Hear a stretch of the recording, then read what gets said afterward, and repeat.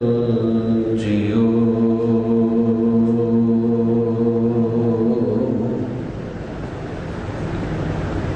तेरे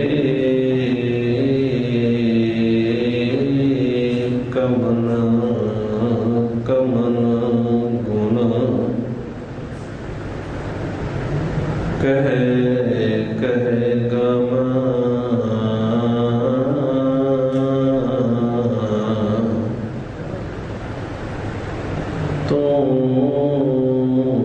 साहिब गुणी निदाना तुमरी महिमा वर्णन सकूं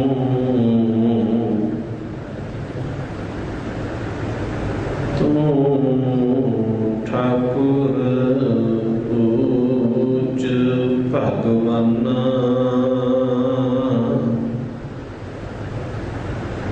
तुमरी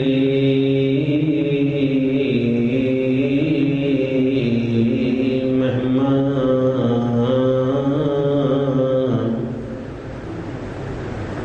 वर्णन सकूं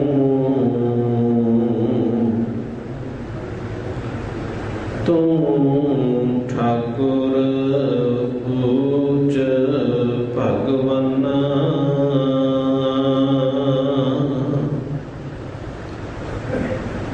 परम सम्मान योग शब्द गुरु धन धन सतगुरु गुरु ग्रंथ साहिब महाराज जी दी पावन पवित्र गोद विच सुशोभित गुरु प्यार वाली गुरु सवारी साध संगत जीओ सतगुरु जी दी बख्शिश का सदका गुरुदेव पातशाह की पावन हजूरी विच बैठ करके अमृत वेले दे दीवान अंदर हाजरी भरदियां आप जी ने अमृत वेले तो गुरु शब्द नाल जुड़ना कीता है। आसा की वार दा कीर्तन आप जी ने श्रवण कीता है। आओ उपरंत धन गुरु ग्रंथ साहिब महाराज जी की पावन पवित्र बाणी की जो लड़ीवार विचार आप जी दे नाल साझी की जा रही है। विचार अधीन बाबा बलवंड अते सत्ता जी दे मुख तो चाल की हुई वार, इस वार की छेवीं पौड़ी पहलियां 5 पौड़ियां बाबा बलवंड जी दियां उचारण कीतियां ने ते अखीरलियां 3 पौड़ियां बाबा सत्ता जी दियां उचारण कीतियां ने। बाबा सत्ता जी के मुख तो उचारण की हुई बाणी ये पौड़ी पौड़ी नंबर 6 आप जी ने श्रवण की है। आओ कैसी विचार इस पौड़ी अंदर बख्शिश की है, की समझाया है। विचार की आरंभता तो पहला सतगुरु जी की बख्शी फतेह प्रवान करो जी। वाहिगुरु जी का खालसा वाहिगुरु जी की फतेह। आपां पिछले दिनों तो इस पावन पवार की विचार करते हैं। ये गल समझण का यत्न किया है कि किस तरह बाबा बलवंड अते सत्ता जी ने गुरु उस्तुत की है। गुरु नानक पातशाह की वडियाई, फिर गुरु अंगद साहिब जी की घालना जो बाबा लहना के रूप दे विच उन्होंने मुशक्कत की ते फिर उस तख्त उत्ते विराजमान होए। फिर उन्होंने किस तरह जिम्मेवारी नूं संभालिया ते 6वीं पौड़ी के अंदर हुण जिक्र कर रहे ने कह लगे सो टिका सो बहना सोई दीवान प्यो दादे जीवे पोता परवान। गुरु नानक दी कुल ते गुरु नानक दी पीढ़ी केड़ी है, ध्यान देना। धन गुरु अमरदास सच्चे पातशाह नूं पोता क्या है इत्थे?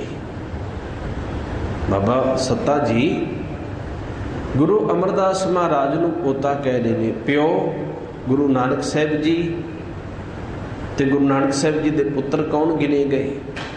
भाई गुरदास जी नूं भी पुछो, वो भी गुरु नानक दा पुत्र कहते ने भाई लैने नूं। दादा कह अगे पोतरा कहते ने गुरु अमरदास महाराज जी नूं। प्यो दादे जी वेहा पोता परवान। उसे तरह गुरु अमरदास महाराज जी परवान होए गुरु दे दर ते। जिस तरह दादा सी, जिस तरह दा पिता सी, बिल्कुल ओह गुण, क्योंकि जोत ओहा जुगत सा। ये गल नूं कदे भी आपां भुलना नहीं। ये नहीं कि शरीर बदल गया, जामा बदल गया तो जोत भी बदल गई, जा जुगती बदल गई, जा ढंग बदल गया, जा गुरु बदल गया। ये गल चेते रखो, गुरु एक है, इक्का बाणी, एक गुर, इक्को शब्द विचार। ये नहीं कि बाणी वखरी वखरी, इक्का बाणी, बाणी की सारी विचार एक है।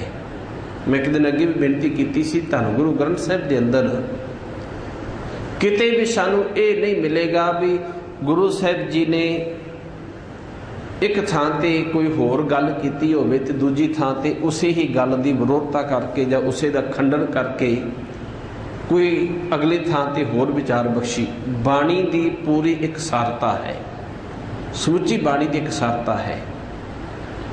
ਇਹਦੇ ਵਿੱਚ ਜਿਹੜਾ ਗਿਆਨ ਬਖਸ਼ਿਸ਼ ਕੀਤਾ, ਗੁਰ ਦਿੱਤਾ ਹੈ, ਉਹ ਵੀ ਕੋਈ ਨਹੀਂ ਕਿ ਗੁਰੂ ਨਾਨਕ ਨੇ ਹੋਰ ਗਿਆਨ ਦਿੱਤਾ, ਗੁਰੂ ਅਮਰਦਾਸ ਮਹਾਰਾਜ ਨੇ ਹੋਰ, ਗੁਰੂ ਅਰਜਨ ਸਾਹਿਬ ਜੀ ਨੇ ਹੋਰ।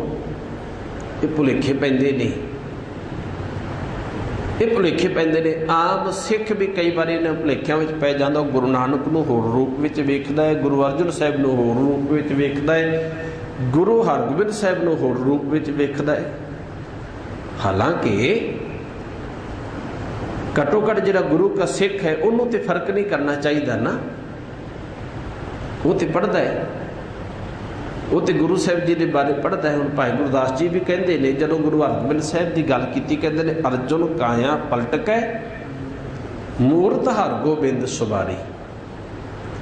कह लगे गुरु अर्जन साहब जी ने काया ही बदली है, शरीर ही बदलिया। जिमें जामा, जामा का की होंदा है अज जिहड़ा पोशाका सी अपने तन ते पहनते हैं, इसी तरह जामा बदलिया। तो कह लगे सो टिका,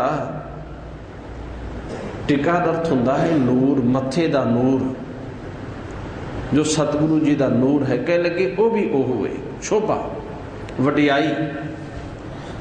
सो बहना, बहना का अर्थ बैठन वाला, तख्त वो भी ओही है, सिंघासन भी वो है। ना तख्त बदलिया ना वडियाई बदली।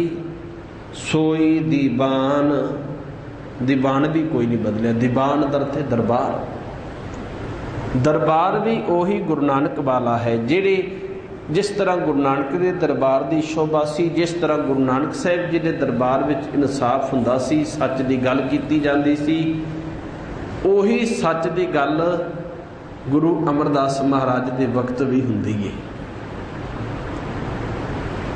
प्यो दादे जी वेहा पोता प्रवान।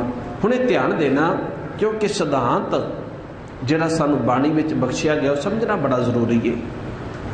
हुण एक पासे एक गुरु नानक की कुल का जिक्र, जिसका हुण आपां इत्थे गुरु ग्रंथ साहिब के अंदर ये गल पढ़ रहे हैं। दूजे नंबर पर गवाही भरी भाई गुरदास जी ने।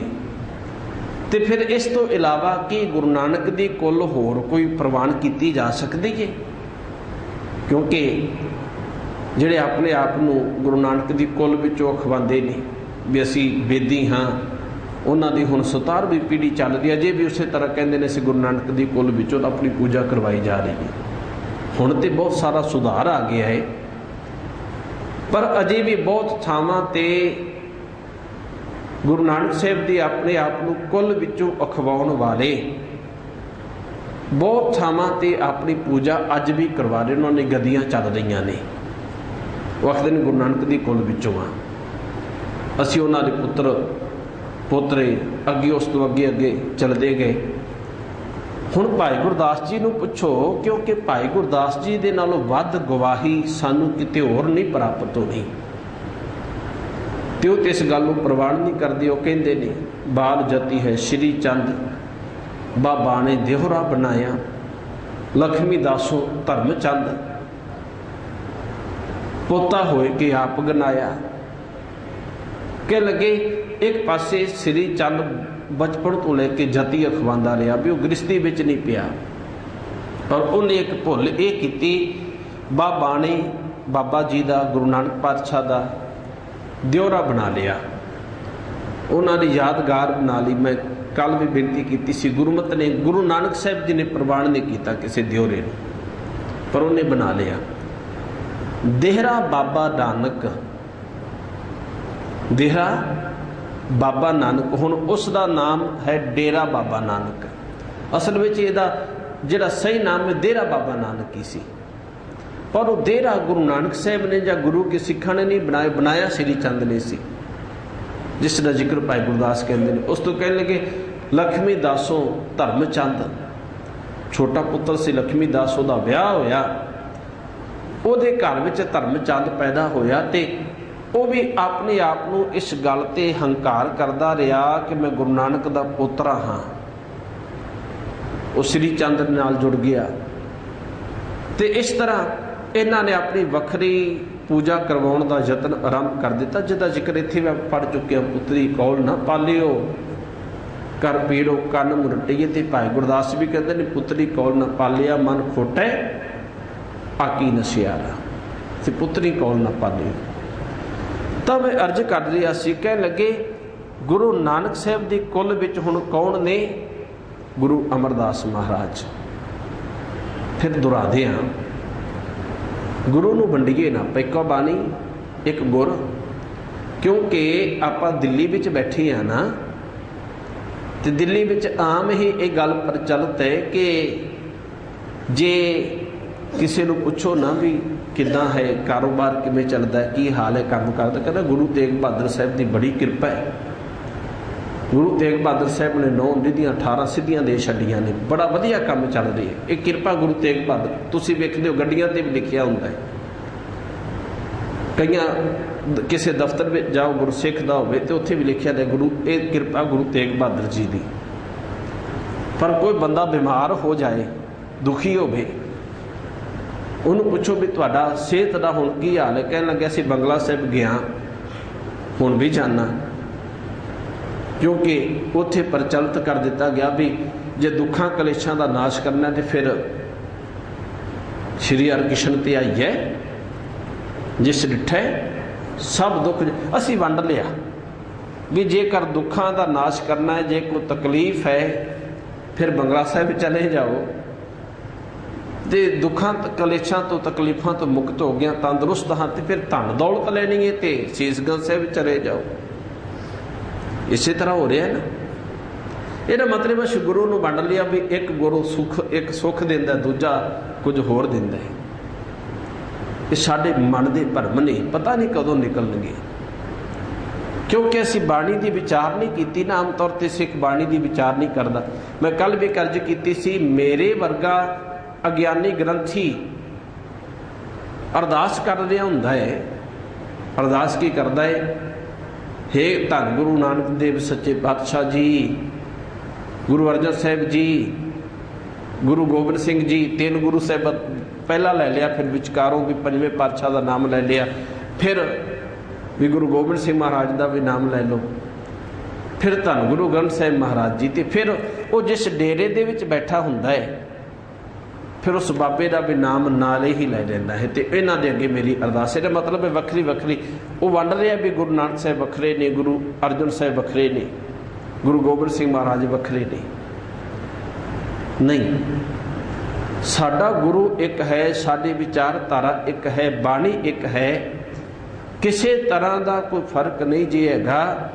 इस करके सतगुरु सच्चे पातशाह की इस पावन विचारधारा दे नाल जुड़ना साडे वास्ते अत जरूरी अत लाजमी है। ते गुरु नानक साहब दी कुल कौन है?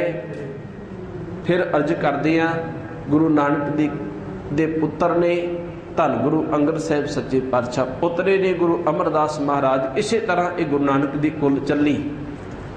दसम पिता का वक्त आया,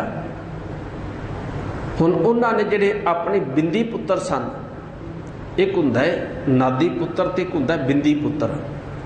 बिंदी पुत्र का अर्थ हुंदा जिहड़ा अपने खून तो पैदा होया होवे, ते नादी पुत्र उन्होंने कहा जाता है भी जिन्हों नाद आवाज़ नाल मूँह बोला भी जिन्हों आपां कह देने आ, मूँह तो कह दिता भी मेरा पुत्र है।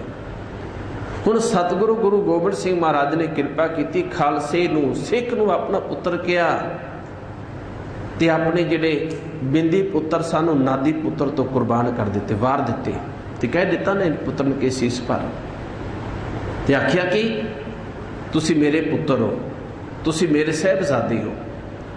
आप भी तो एक साखी पढ़ते हैं ना, धन गुरु गोबिंद सिंह साहब सच्चे पातशाह चमकौर की गढ़ी विचों निकल के जा रहे ने, सामने शरीर पिया है बाबा अजीत सिंह का, एक पासे लाश पई है बाबा जुझार सिंह जी की। भाई दया सिंह के अखां विच पानी आ गया तो कह लगे धन गुरु गोबिंद सिंह साहब सच्चे पातशाह नूं, पिता गुरु गोबिंद सिंह महाराज मैं चाहना अपना कमर कसा खोल के बाबा अजीत सिंह के उत्ते पा दिया, शरीर नंगा पिया है। तो सतगुरु ने कहा सी कि इन्ने तेरे कोल कमर कसी है नहीं, ये केवल अजीत सिंह मेरा पुत्र नहीं है, बाकी सिंह भी मेरे पुत्र ने, जिन्हें शहीद होए पे सारे पुत्र ने मेरे, सारे पुत्र ने। इस करके फर्क ना कर, चल अगे चल, फर्क ना कर किसी तरह का। हुण गुरु साहब जी ने कोई फर्क नहीं रखिया, इस करके मैं तां ये बेनती कर रहा, असी गुरु नानक दी कुल विचों हाँ। साडा पिता, साडा दादा, साडा सब कुछ, क्योंकि सतगुरु के जन्मे गमन मिटाया। जिस दिन सिख गुरु के घर में जन्म लेंदा है ना, अज भी जदों सिख खंडे की पौल प्राप्त करता है तो उन्होंने ये गल समझाई जाती भी अज तो बाद तेरा गुरु घर में जन्म होया, तेरे नवे जीवन की शुरुआत हुई है। अज तो बाद तेरा पिता कौन है? गुरु गोबिंद सिंह महाराज। तेरी माता कौन है? साहिब कौन है? तू वासी है आनंदपुर साहिब का। ये सारी गल समझाई जाती भी अज तो बाद तेरा पिछला धर्म नाश, तेरे कर्म नाश, तेरी कुल नाश, अज तो बाद तो गुरु की कुल दे विच अखवान वाला है। इन्ना मान आपे गुर चेला होने वाला प्यार वाले हो किसी होर कोलों सानू नहीं प्राप्त होना। इन्ना मान किसी होर कोलों नहीं प्राप्त होना। बेझिझक हो के आप कह सकते हैं असी गुरु गोबिंद सिंह महाराज के पुत्र हाँ। बेझिझक हो के कह सकते हैं असी बेदी कुल के मालक। असल विच जिहड़े अपनी वखरियां गद्दियां चला रहे हैं उन्होंने प्रवान नहीं किया गुरु पातशाह ने। गुरु मेहर करे थे, पातशाह कृपा करके सानू समझा रहे ने। बाबा सत्ता जी कहते हैं प्यो दादे जे वेहा पोता प्रवान। ते प्रवान किवें होए? गुरु अमरदास महाराज। पहला नाम बाबा अमरदास से कुछ देर पहला आप उन्होंने पुरब मना के हटे हैं। दास ने उदों भी बेनती की सी किस तरह उन्होंने अपने जीवन के अंदर घालना घाली। 22 साल क्षमा करना 12 साल उन्होंने धन गुरु अंगद साहब सच्चे पातशाह के दरबार में रह के एक एक गल अपने जीवन के अंदर गुरु के हुक्म को वसाया ते कमाया। कह लगे जिन बाशक नित्र घत्या करनी ही तान। कल भी धन गुरु अंगद साहब सच्चे पातशाह की गल करते हैं। बाबा बलवंत जी का बचन आप विचार के आए हैं। उन्होंने भी बचन किया कि हे भाई माधाना पर्वत कर नेत्र बासक शब्द रिड़क्योन। मैं कल भी अज की से दोहरा रहा क्योंकि वही विचार फिर दोबारा इसे समझाने वास्ते बाबा सत्ता जी ने वो उदाहरण बख्शिश की है। एक मिथ्यासक घटना का जिक्र आता पुराणा विच कि देवतियां ते दैंतां ने मिल के समुंदर रिड़किया। समुंदर रिड़कण वास्ते उन्होंने सुमेर नूं मधाना बनाया, मधानी बनाया। बाशक नाग नूं उन्हों नेत्रे दे रूप दे विच वरतिया, जिहदे नाल मधानी घुमाई जाती, रस्सी उन्होंने नेत्रा कहा जाता है। तो इत्थे भी वो उदाहरण दे के कहते हैं, गुरु अमरदास महाराज ने, बाबा अमरदास महाराज ने भी एक मंथन किया है। जिहड़ा मंथन गुरु अंगद साहब ने किया, किहड़ा मंथन से? शब्द रिड़के होण, शब्द रिड़किया। तो शब्द रिड़कण तो भाव की है? शब्द की विचार की। जो गुरु ने जो गल कही ना, रिड़कण का अर्थ हुंदा, उहदा मंथन करन तो अर्थ हुंदा उहदी विचार करनी भी गुरु साहब कह की रहे ने, समझण का यतन करना। बस असी बाकी तो सारा कुछ करते हैं, मैनूं खिमा करियो जे सिख आ काम नहीं करने वास्ते तैयार, समझण वास्ते तैयार नहीं हुंदा भी गुरु कहना की चाहुंदा। सुहिरद जिहड़ा होएगा ना, वेखो जिहड़ा पुत्र, जिहड़ा बच्चा अपने पिता की सही अर्थों में सेवा करना चाहता है, तो पिता कई बारी बेचारा बीमार है, उहदे कोल बोलिया नहीं जाता, वो कुछ कहना चाहता है पर क्या नहीं जाता। तो जे पुत्र सेवा नहीं करनी चाहता तो फिर आखेगा मैंने तो तेरी गल की समझ ही नहीं आ रही, पता नहीं की बोली जाता है बापू। पर जो सचमुच उसके अंदर दर्द होगा ना, नहीं पिता बीमार है, मैं जो ये मंगदा मैं इन्हूं देना चाहना, फिर वार वार समझण का यतन करेगा, इशारे समझेगा। जरूर कोई बुजुर्ग बीमार हो समझण का यतन करते हैं ना, जे नहीं समझण का यतन करना तो ठीक है, मन विच है ही कोई नहीं। जिन्हों गुरु नाल प्यार है भलिओ, वो समझण का यतन करेगा मेरा गुरु मैनूं कहना की चाहुंदा है। इन्नियां उदाहरणां दे रहा तो वो पिछे कारण कि गुरु मैनूं समझाउणा की चाहुंदा, मैनूं किहड़ा ज्ञान दे रहा है, क्योंकि सतगुरु ने तो वार वार सानूं ज्ञान की दात बख्शिश की है। कहण लगे गुरु अंगद साहब ने भी शब्द नूं रिड़कना किया, इस तरह बाबा अमरदास जी ने शब्द का मंथन किया। जिन बाशक नेत्रे घत्या, नेत्रे की जगह ते बाशक मन, बाशक का अर्थ हुंदा सप, मन रूपी सप नूं नेत्रे की जगह ते पाया, भाव के मन नूं उत्थे टिकाण का यतन किया। मन दे नाल मंथन करना है ना। बाबा कबीर जी कहते ने, हर का बलोमना बलोबो मेरे भाई सहज बिलोबो, जैसे तत न जाई। हर का बलोमना मन का विचारा, मन नूं विचार वाले पासे लाउणा, क्योंकि जिन्नी देर मन विचार वाले पासे नहीं लगता ना, यही ढंग जे मन नूं टिकाउण दा। मैं एक दिन अगे भी बेनती की सी, शब्द पढ़दियां जिस दिन मन नूं समझ आनी शुरू हो गई, उस दिन मन नूं रस आना शुरू हो जाएगा, मन नूं आनंद होना शुरू हो जाएगा, फिर मन किते जाएगा नहीं। शब्द पढ़दे हो तुसीं, रारा रस निरस कर जाने आ, होए निरस सुरस पहचाने आ, ए रस छाड़े वो रस आवा, ए रस पिया वो रस नहीं पावा। जदों इस मन ने यह रस पीना शुरू कर दिता, फिर बाकी भटकना मुक जाएगी। हुण तो मन की करता है, पढ़ता शब्द है, पढ़ते असी शब्दों पर मन होरना रसां विच पिया रहिंदा है। कारण कि ये रस नहीं आ रहा, तां नींद आउंदी है, तां उबासियां आउंदियां ने, तां बैठा नहीं जाता। जिस दिन मन में रस आना शुरू हो गया ना, फिर बाणी पढ़दे आ, नींद नहीं आएगी। फिर बाणी पढ़दे, क्योंकि जिथे मन में रस आउंदा है ना, मन विकारी है तो मन में विकारां विचों स्वाद आउंदा। हुण तुसीं कदे वेखिआ भी फिल्म सिनेमा वेखदे कोई बंदे उत्थे सौ गए होण, 200-400 बंदे जां 150 बंदे उत्थे सिनेमा वेखदे ने, ते उहदे विचों 10 सुत्ते पे होण। पर जे इत्थे संगत में 50-60 बंदे कीर्तन सुने में तो 10 सुत्ते ही मिलणगे। उहदा कारण की है? मन में उत्थे स्वाद आ रहा, क्योंकि मन विकारी है, उत्थे स्वाद आ रहा है। उधर नहीं सौंदा, टीवी वेखदे नहीं सौंदा, उत्थों स्वाद आ रहा, मन में समझ आ रही है।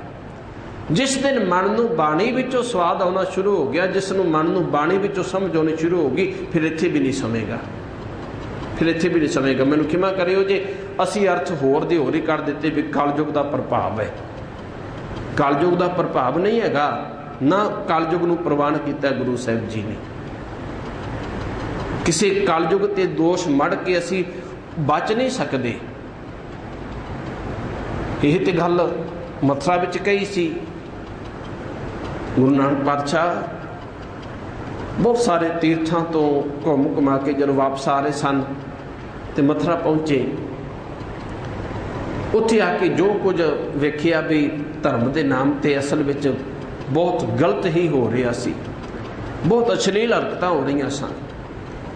भाई मरदाना जी कह लगे बाबा आ कुछ वेख्या तीर्थां ते कि ये धर्म कहांगे आपां इहनूं जां अधर्म कहांगे, इन्ना माड़ा काम। ते उत्थे कोल खड़ा से एक ब्राह्मण पंडित, वो कह लगे तुहाडी गल ठीक है। जिवें आपां भी कई बारी करिए ना भी वेखो जी गुरु घरां विच किन्ना माड़ा हो रहा आ हो रहा, तो असीं कहने आ तुहाडी गल ठीक है, बाकी है बड़ा कलयुग का बड़ा असर है, बड़ा प्रभाव है। वो भी कह लगे जी कलयुग करवा रहा, बड़ा प्रभाव है कलयुग का। तो गुरु नानक साहब ने उत्थे बचन किया सी, सोई चंद चढ़े से तारे, सोई दिनियर तपत रहे, सा धरती सौ पौन चलारे, जुग जी खेले थाम कैसे। कह लगे भलिया किसी दूजे कलयुग आदिक दे सिर ते दोष मड़ के तू अपनी जिम्मेवारी तो बच नहीं सकता, अपनी जिम्मेवारी तो बच नहीं सकता। मैं अर्ज कर रहा किसी कलयुग का प्रभाव नहीं, मन नूं स्वाद नहीं आ रहा। मन नूं स्वाद क्यों नहीं आ रहा? असी समझण का यतन नहीं करते। जिस दिन समझण का यतन करांगे ना, उस दिन शब्द जदों सुनांगे तो मन नूं स्वाद आएगा, आनंद आएगा, रस आएगा शब्द विचों। फिर मन कदे किते भटकेगा नहीं प्यार वालिओ। फिर बाणी दे विचों रस आना शुरू हो जाएगा। आ ढंग आ तरीका पल्ले बन लईए, आ ढंग पल्ले बन लईए। इत्थे गुरु पातशाह किरपा कर रहे हैं। कह लगे बाबा अमरदास जी ने भी अपने मन नूं गुरु के शब्द ते टिकाया। कर नेही तान, तान दा अर्थ हुंदा है बल, नेही दा अर्थ हुंदा है नेहनी।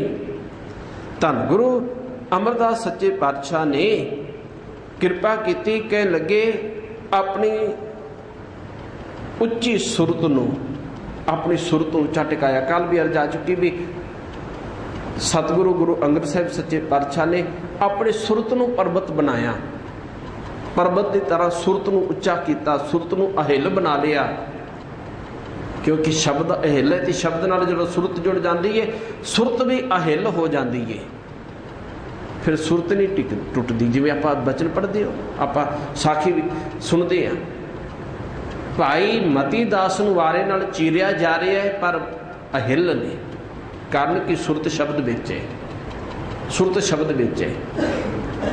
भाई तारू सिंह जी खोपर उतारिया जा रहा है, किते चरखड़ियां ते चाढ़े जा, किन्ने आपां किन्ने उदाहरणा सानू मिलदियां ने। शब्द सुरत में जुड़ी हुई है, सुरत शब्द में जुड़ी हुई है, सुरत उच्ची हो चुकी है। इस करके गुरु पातशाह ने कृपा की, सानू भी अपनी सुरत शब्द में जोड़न का वार वार सानू तरीका समझाया। जुड़ जाएगी तो असीं नहीं डोलांगे, जे डोल रहे हैं तो यह मतलब है साड़ी सुरत शब्द नाल नहीं जुड़ी।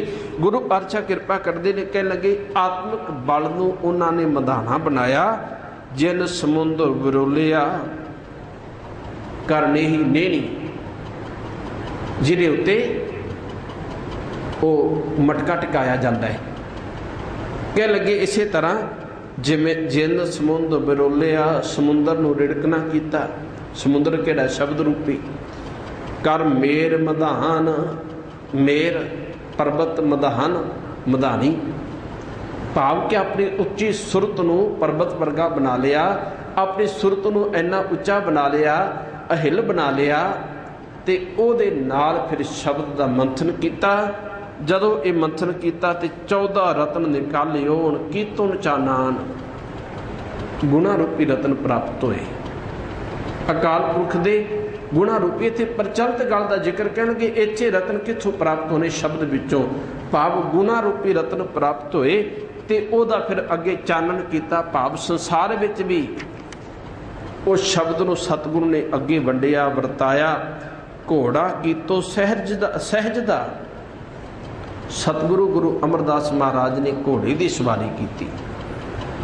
ਕਹਿ ਲੱਗਿਓ ਘੋੜਾ ਕਿਹੜਾ ਸੀ? ਸਹਿਜ ਰੂਪੀ। ਸਹਿਜ ਰੂਪੀ ਘੋੜੇ ਤੇ ਸਤਿਗੁਰੂ ਅਸਵਾਰ ਹੋਏ। ਜਤ ਕੀਓ ਪਲਾਨ। ਪਲਾਨ ਦਾ ਅਰਥ ਹੁੰਦਾ ਹੈ ਕਾਠੀ ਪਾਉਣੀ। ਘੋੜਾ ਚਾਹੀਦਾ, ਘੋੜੇ ਉੱਤੇ ਕਾਠੀ ਵੀ ਚਾਹੀਦੀ ਹੈ। ਤੇ ਕਾਠੀ ਕੀ ਪਾਈ? ਜਤ। ਜਤ ਦਾ ਅਰਥ ਇੱਥੇ ਗੁਰਮਤਿ ਦੇ ਅੰਦਰ ਜਤ ਕਿਹੜਾ ਪ੍ਰਵਾਨ ਕੀਤਾ ਗਿਆ ਹੈ? ਗੁਰਮਤਿ ਵਿੱਚ ਕਿਹੜਾ ਜਤ ਪ੍ਰਵਾਨ ਹੈ? ਅਸਲ ਵਿੱਚ ਜਿਹੜਾ ਜਤ ਦਾ ਪੁਰਾਤਨ ਗ੍ਰੰਥਾਂ ਵਿੱਚ